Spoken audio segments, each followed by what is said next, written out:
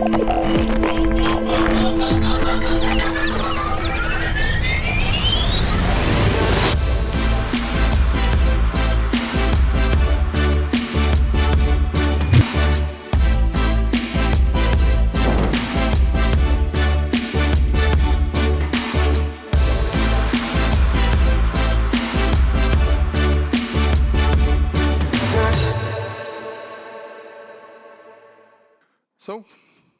I have to admit, I have no idea why the conference organizer accepted that talk, because there's no talk, no code in.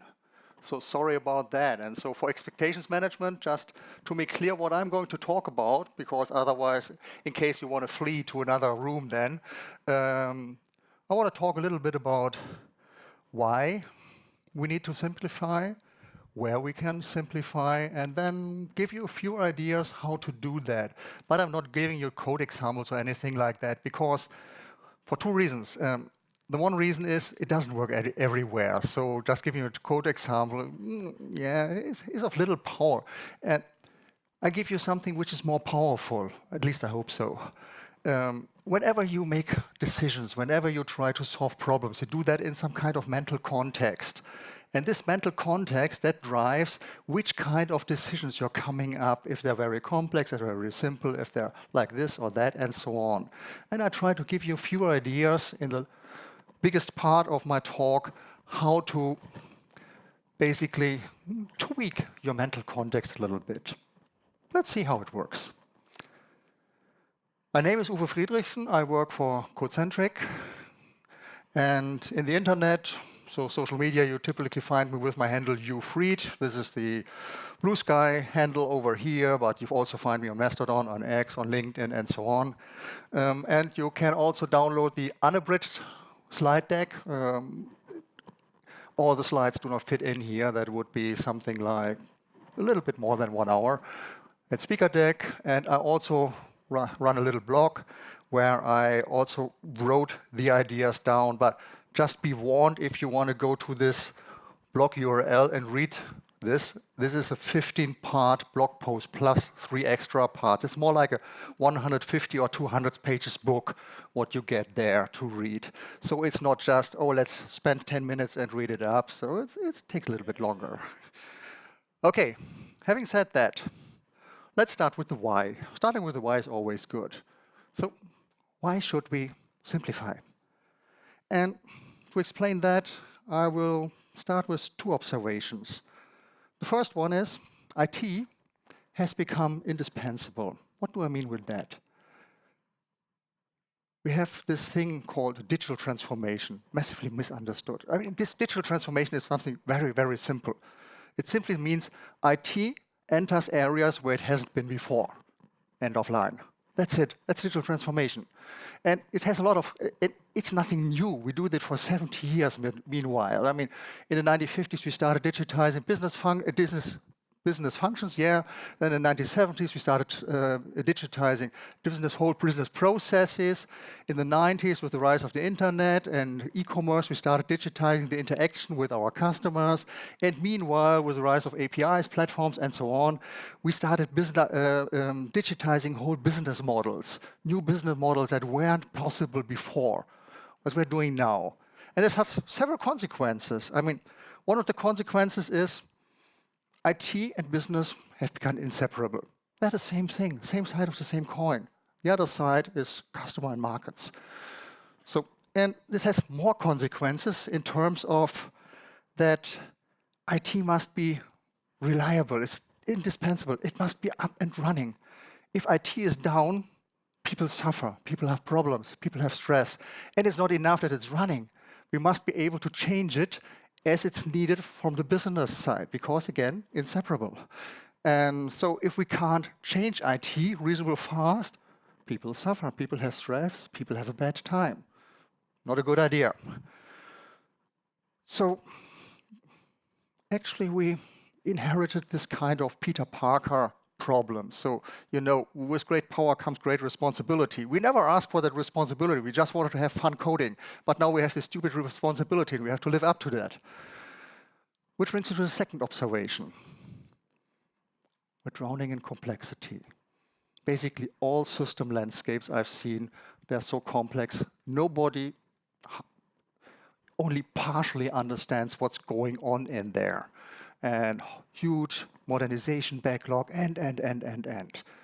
Which isn't a good prerequisite for living up to this responsibility we have. So we have to do something about that. And what are we doing? Sure, we add more complexity. So let's add some more business functionality, not knowing if the customer wants it or not. Let's add some new technology. Let's have a new modernization initiative, which is then ended halfway, and. For me, it basically feels a little bit as if we're Wile E. Coyote just before looking down. And if you're as old as me, you know what's happening. What if if the coyote ran over the edge of the cliff again, which he always does, and then feeling that something's not perfectly right, getting slower, and then finally looking down, that's the moment when he falls down. We ran across that cliff, across the edge of that cliff a while ago, and we are just before looking down. At least that's how it feels for me.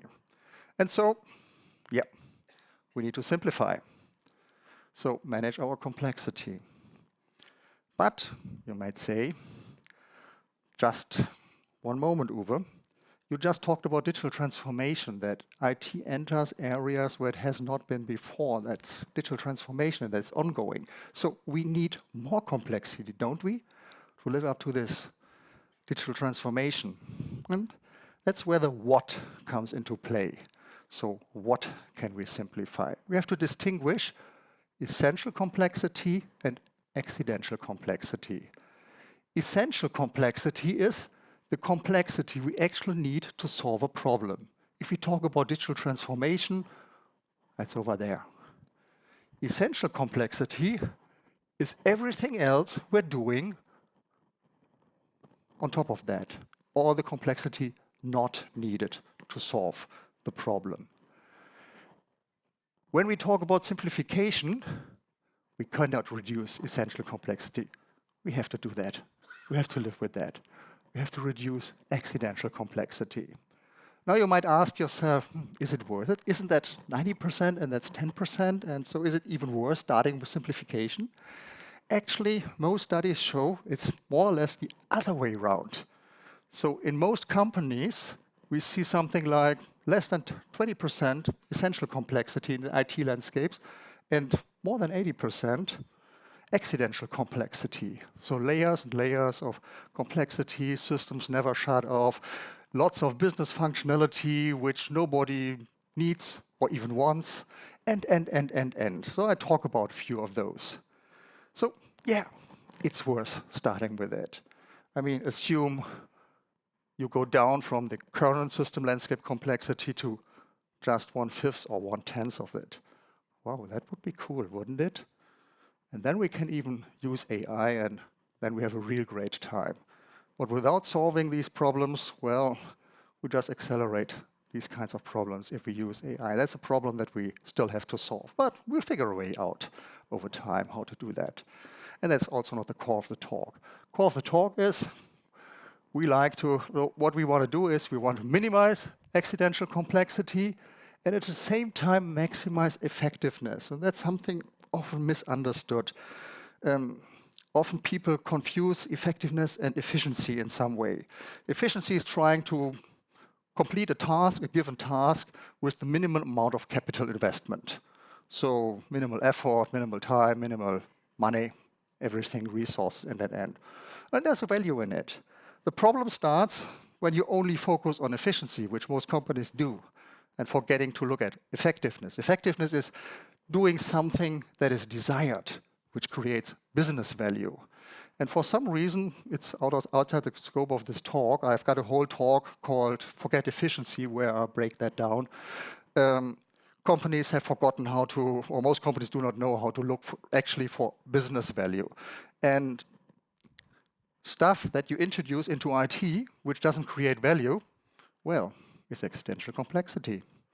So we also have to make sure that we increase the effectiveness of our work, because otherwise we add accidental complexity faster than we can clean it up.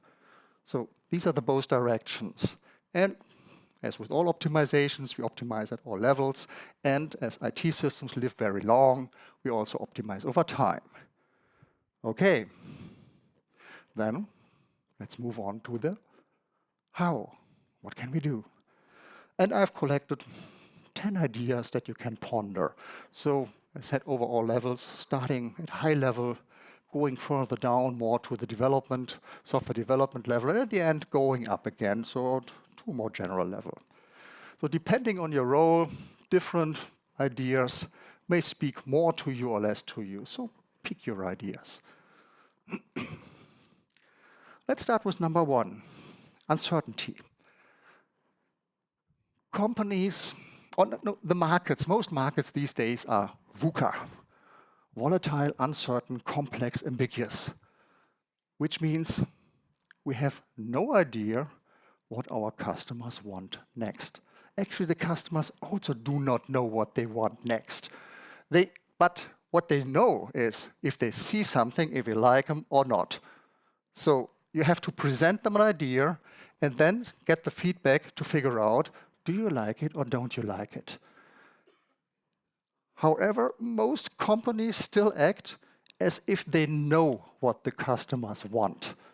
So big requirements documents, these days called backlogs, but it's basically requirements document or in a disguise in most companies and all this stuff. So huge epics, blah, blah, blah. So the idea how to address this issue,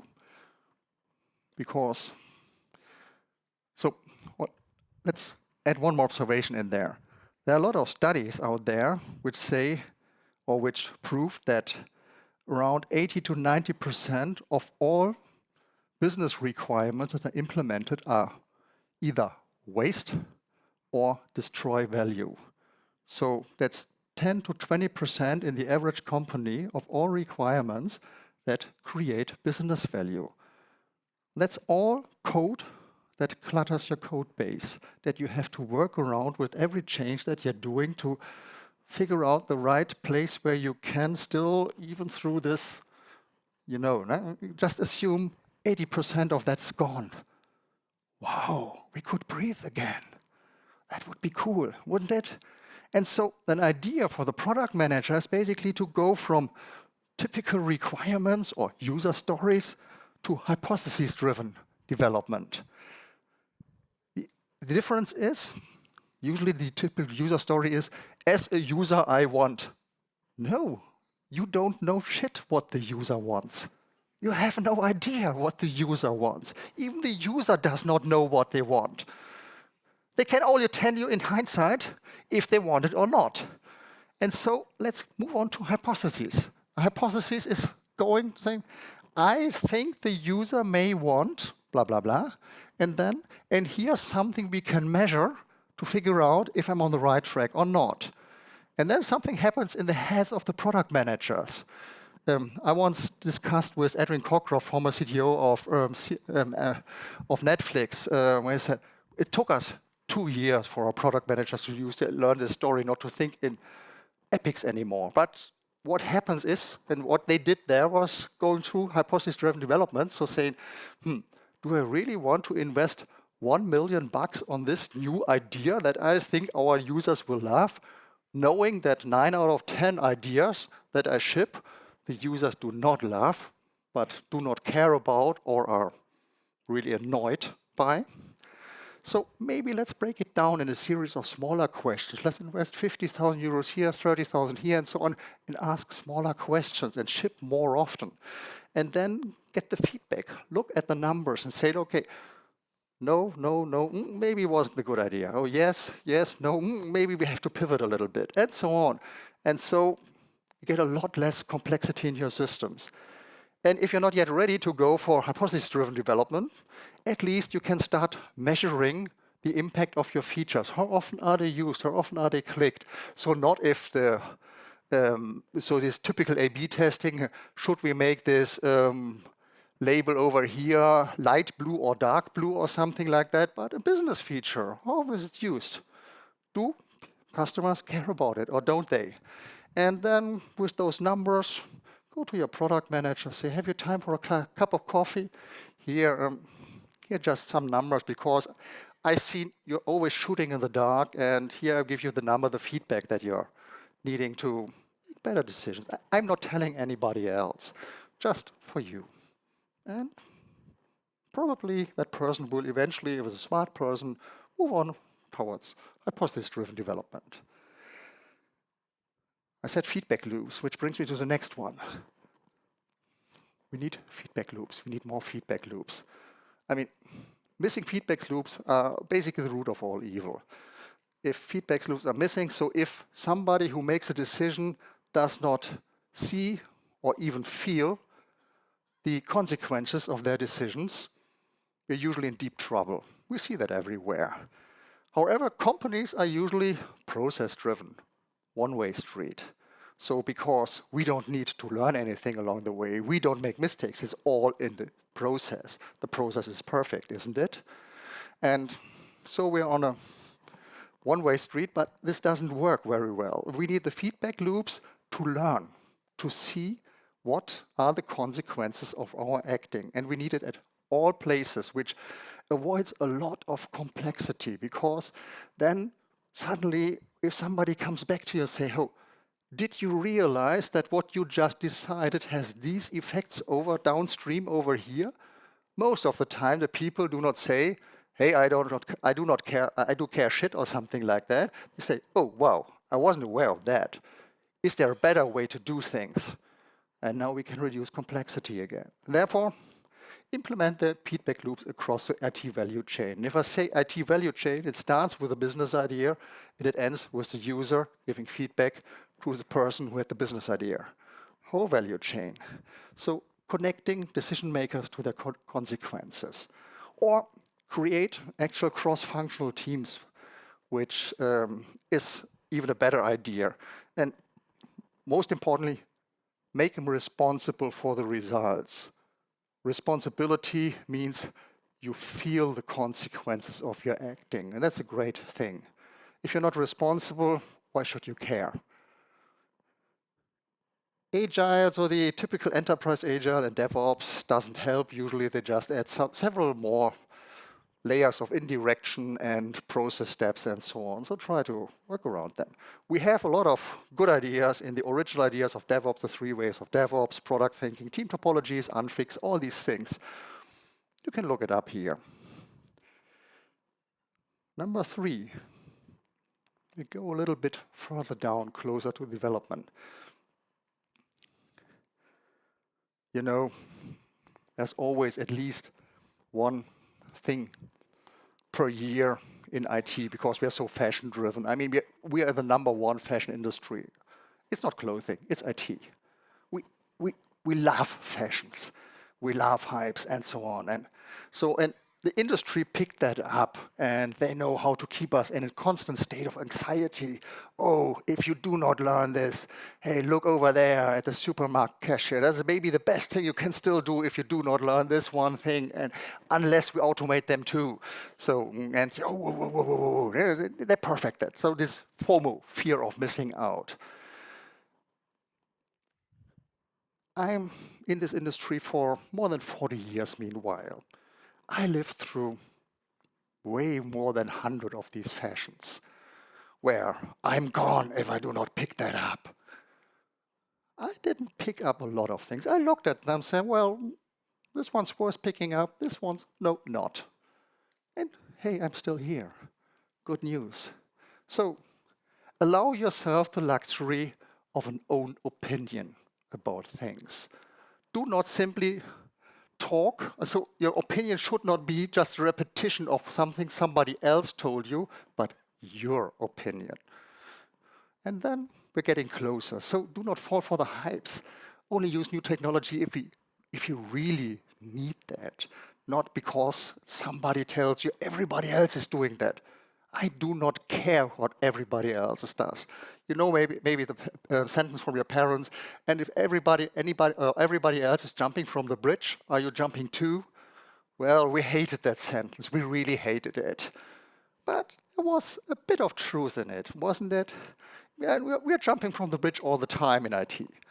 So And please do not use technology for solving non-tech problems. Oh, we have a communication problem. Let's buy a tool. No. Solve the freaking problem. So, and sometimes boring technology is your friend here. Number 4, understandability. Maybe you have seen this person, this brilliant developer who was sitting there writing code. This code is so brilliant, only I and God understand this code. Yes, 3 months later, only God understands the code anymore. Well, bad thing. And we also have these kinds of architects. Hey, look at this shiny architecture. We need to be able to buy, we have to buy a plotter which prints 4 by 2 meters to show my perfect, cool architecture. Well, if you have someone like that on your team, try to get rid of them. They're just causing harm. So, perfect code for me is, I call it egoless. What do I mean with that? Perfect code is invisible.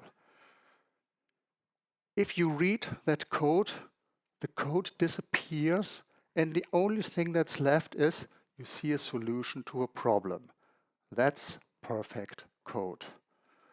So it's not that you try to, oh, what's over here and which language feature did he use there and over there. I say he because these brilliant folks, they're usually guys. Women are smarter. Really, they are. They are. I've never seen a woman doing such shit. So it's always guys who do that. And so try to achieve perfect code. This code which disappears for everyone else because the read-write ratio is 100 to 1. Your code that you write once is read at least 100 times. The create-suffer ratio of a bad architecture is 1 to 100,000. So you create it once and 100,000 times people suffer from it. Just create architectures that people do not feel, that just support them in getting their job done and nothing else. So, and that's maybe quite useful to think about it like that. Perfect code is not the most brilliant code. Perfect code is code that's invisible. That's perfect code. And if you still say, yes, I want to write concise code because I've never learned 10-finger typing, learn 10-finger typing. Sorry, it's not that hard. I was late too, I admit it. I was late to the party too with 10 fingers, but it took me 2 weeks, and afterwards I will never miss it again. So I learn it. Number 5. It's more about APIs, design, APIs, interface, and so on. And maybe you've seen this kind of API too, where there's tons of methods with tons of parameters where you can tweak everything that's available in there and you get lots of information back, and then that's a bad API. Because whenever you try to use this kind of API, I mean, you sit here, you have a problem. You try to solve that problem, and you want to use that system over there and ask, you have a question to that system, so which helps you to solve your problem. But now you have to understand the whole implementation of the system to be able to use the API. Now you've got 2 problems. Unfortunately, because there wasn't good information hiding, whenever they're going to change the implementation, they're probably also going to change the API. Now you've got 3 problems. Lots of accidental complexity. So try to create powerful abstractions. Powerful abstractions are not abstractions which are very complex, but which are very simple in the end. And creating simple solutions, that's hard work. So John Oosterhout called that in his book, A Philosophy of Software Design, deep modules. And his example for a good deep module, so good abstraction, was the POSIX file system. So file systems are very complex beasts, especially these days. So with recovery mechanisms and so on. You could expose such APIs. The POSIX file system API is basically open a file, seek a current, so position somewhere in the file, read from it, write to it, close the file. End of API. That's it. So it started from the questions that users have, the demands that users have. And the typical demand when I access a file system is, I want to open or create a file. I want to read from it. I want to write from it. Sometimes I want to position at a certain position before I start reading and writing, and I want to close it when I'm done. That's it. That's a powerful abstraction. And it's a lot of work to create good APIs. I still see more bad APIs which simply expose the implementation than good APIs which create abstractions that are very good to use from the outside. So this idea of, it all boils down to information hiding, which is one of the foundations of good design. I mean, there are three foundations. It's high cohesion, low coupling, supported by separation of concerns and information hiding. We all know what it is, but implementing that right, that's a lot of work. We're still working at that. Let's stick with architecture for a second longer before we move on. We have that problem that often people create this architecture once. Because Grady Booch said, well, architecture, that's stuff which is hard to change afterwards. He's right, yeah, it's often not easy to change it later. But architecture evolves as your software system evolves. And so typically what we get is then greenfield, we have to create an architecture. If we're unlucky, the people were at too many conferences before. If we're lucky, they were not. In some way, and then they create this architecture which is overly complex because we don't know what's going to happen in the future. The result is people suffer from an overly complex architecture in the first 4 years, and starting with year number 4, people suffer from an overly complex architecture which isn't fit for the task anymore because reality evolved in a different direction. And so we have to relearn a little bit how we think about architecture. What I always recommend is think in terms of styles and principles. Don't think in terms of blueprints. Blueprints age very badly. And so they age very quickly. Styles and principles, they are powerful because they live longer. They say, okay, whenever we see a problem of this kind, we're doing that. Okay, that's something we can discuss about. It's something we can evolve and do and so on. I mean, the most famous example of this kind of style is probably the thesis from Roy Fielding, where he described REST somewhere back in the 80s, where he said, hey, we have unlimited communication, and we apply 7 constraints, and then we've got REST. It's one of the most successful architecture styles which still persists until today. So, of course, we have to figure out how long can we stand still? When do we have to move on? But the tooling is there. So usually I rather think about architecture in terms of a continuous improvement process. I also wrote here, ponder construction for deconstruction, keep the solution topical. That's a different talk, actually. It would be a whole 45-minute talk to discuss these two ones. So if you're interested in that, I've got a talk out there, road movie architectures, where I discuss those ones. But I only want to talk about the last one here, which is keep the size of the systems in check. So if systems become too big, they start to create some kind of gravity force. So gravity fields or gravitational fields.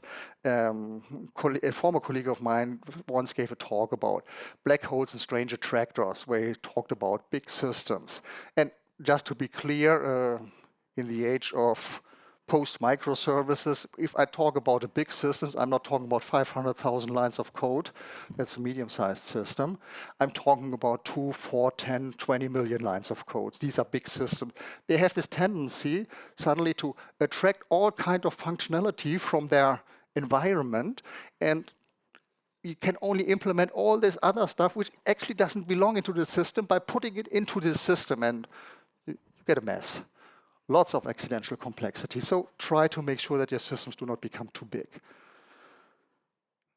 Okay, let's put architecture a little bit aside. And this was just a short word of warning.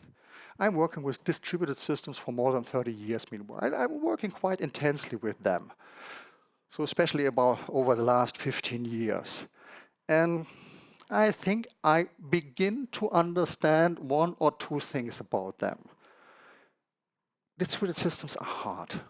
They're really brain twisters. And most people do not have the time to really dive into what it means to create a distributed system. Because if you create a distributed system, you have remote communication. And remote communication is non-deterministic, which means you try to implement a deterministic behavior over a non-deterministic communication means. And that changes everything. It makes things hard. First, people begin then to implement things as if they were inside a process, then everything breaks in production, and you figure out, oh, well, that wasn't the best idea. And then you try to get things right. And that's hard. It's really hard. It adds a lot of complexity. And so if a deployment monolith is good enough for you, I talk about a deployment monolith. I'm not talking about a functional big ball of mud. You can still organize that nicely. If you do not modularize your monolith, that's homework not done. That's a different story. I talk about a deployment monolith. So at runtime, that's the easiest form of deployment. It's easy to manage, it's easy to monitor, it's easy to observe, and. So you can avoid a lot of accidental complexity if you only go for distributed systems if you really have to, if they're really worth the price. Otherwise, please don't do it. And the word of warning in the bottom is, if you go distributed, please do not try to go for reusability across process boundaries. You end up in a world of pain because you create a very, very tight coupling. Reusability is the tightest form of coupling available over a non-deterministic communication means. You don't want to do that. Number 8, the last one, which we're talking about regarding software development. Try to keep the code proliferation in check. So, you know, the genesis of enterprises. First there was nothing, then there was the deadline. It's how somehow, whenever an enterprise comes into existence, there are deadlines everywhere. And for some reason, people always try to put more into the deadlines that's reasonably possible. It's unreasonably possible. It's impossible, basically. And they want to do all that stuff. And then you have this one smart guy in your team. Well, if we reuse that database field and then tweak the logic over here, put in if there, and some else branch over there. And then if we also call to this other module over there, but bypassing the API, and then we can shed off 2 days. Please, fire this person immediately. Immediately. They are even worse than brilliant programmers. I mean, they are alone responsible for half the problems we have in IT. These persons. It's a very bad idea. But you also have other situations where you have somebody coming new to your team, bit experienced, so top of Dunning-Kruger, of course, at that moment, saying, whoa, how are you doing these things over here? Well, that's stupid, I know a better way. Or if you have 2 ways of solving one kind of task.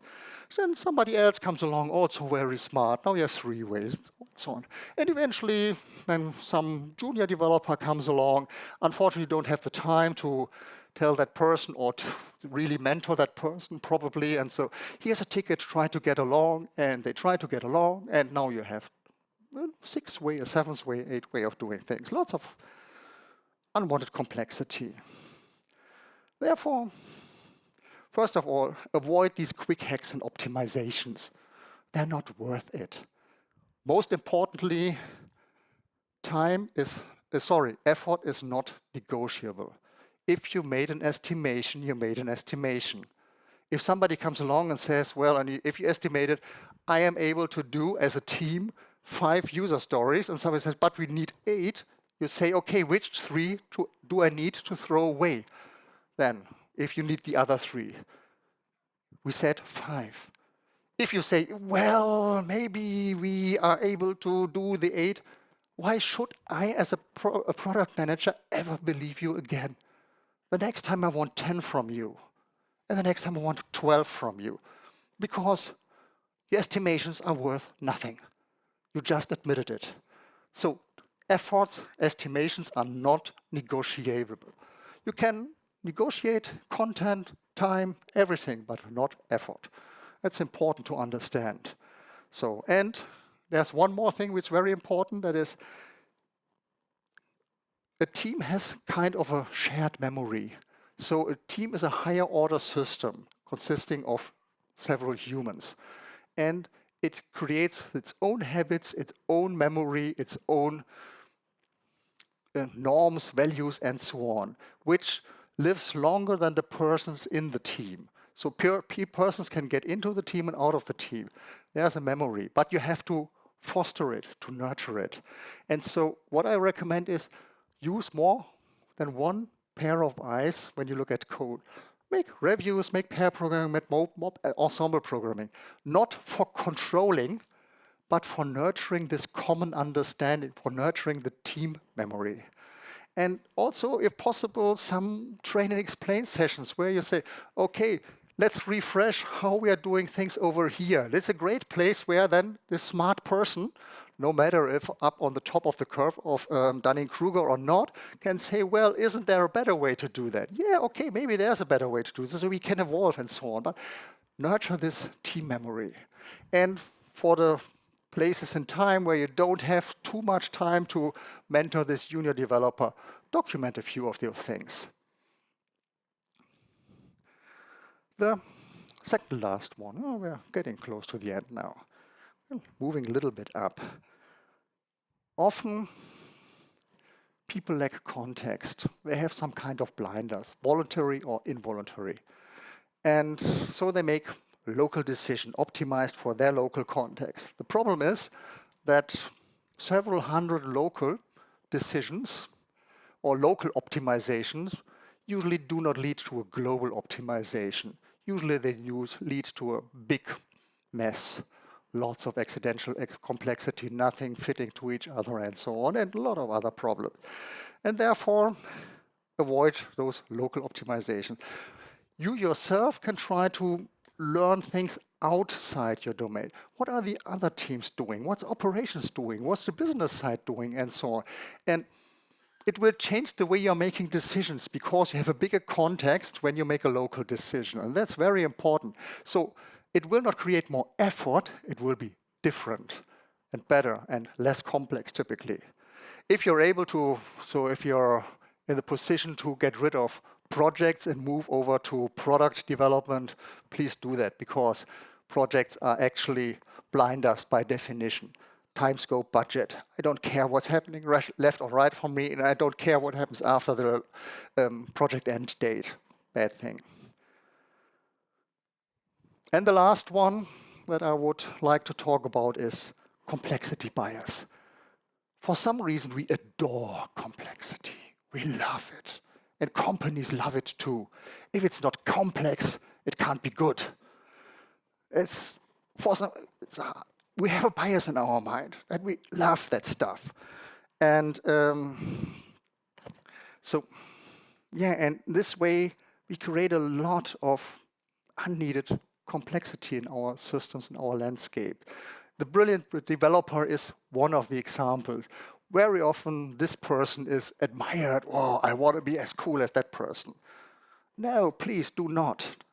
And if we are able to create solutions which are simple, then usually there's some pejorative, well, I could have done that too.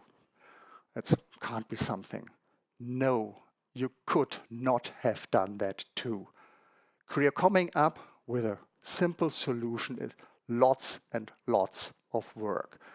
Every idiot can come up with an overly complex solution for a given problem. The brain work starts when I try to come up with a simple solution. So if this is the required complexity, every idiot can come up, every moron, with a solution like that. It's also easy to come with an under-complex solution. It's very hard to find the right amount of complexity. And therefore, try to not to fall for this kind of complex. And if you need an advocate for that, maybe Tony Hoare, one of our founding fathers in IT can help you, who once said in his Turing Award speech 1980, so there are two ways of constructing a software design. The one way is to make it so simple that there are obviously no deficiencies. And the other way is to make it so complicated there are no obvious deficiencies. The first method is far more difficult. And he really knew about his stuff. So cite him. Okay, that's what I had of ideas for you. And sink them in, and maybe you can pick up one or two of them. It's up to you. I just wanted to give you a few ideas, a few hints to ponder. And we'll see what you make of that. But whatever you're doing, always remember, we do not want to be Wile E. Coyote. We never don't want it. Thanks a lot.